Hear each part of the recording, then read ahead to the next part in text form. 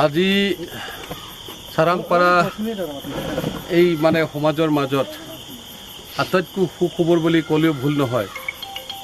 নিৰ্বাচন সমাগত এই সময়তে এটা গাঁৱৰ প্ৰায় যিখিনি আছে এটা গাঁৱে বি পি এফ দলত নীতি আদৰ্শ ভাল পাই পেলাই যোগদান কৰিছে।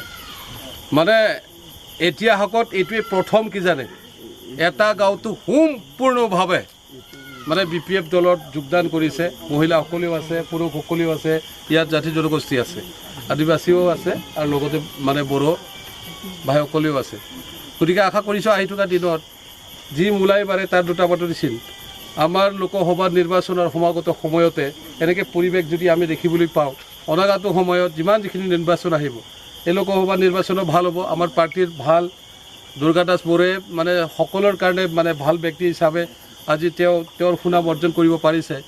আমাৰ দক্ষিণ ছাইডত যিমান জাতি জনগোষ্ঠী আছে, উত্তৰ ছাইডত যিমান জনগোষ্ঠী আছে তেওঁলোকে দুৰ্গা দাসকে ভোট দিব, এবাৰ জয়যুক্ত কৰিব দুৰ্গা দাসকে। তাৰ কাৰণে আমি সকলোৱে জাতি জনগোষ্ঠী একেলগে সংকল্পবদ্ধ লৈছোঁ।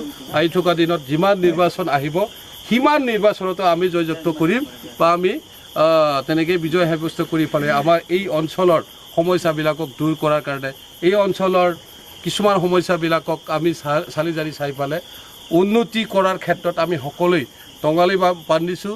দল হিচাপে সকলক সহায় সুযোগ আগবঢ়োৱাৰ কাৰণে এটা সিদ্ধান্ত লৈছোঁ, সেইটো আমাৰ কাৰণে ভাল কথা। গতিকে এই নিৰিবিলি গধূলিত সকলোকে মই আজি বি পি এফ দলৰ তৰফৰ পৰাই অভিনন্দন জনাইছোঁ আৰু তেখেতসকলক শ্ৰদ্ধা জনাইছোঁ। তো আপোনালোকৰ সহায় সুযোগ লৈ পেলাই নিশ্চয়কৈ অনাগত দিনত আমি কাম কৰিব পাৰিম। ধন্যবাদ।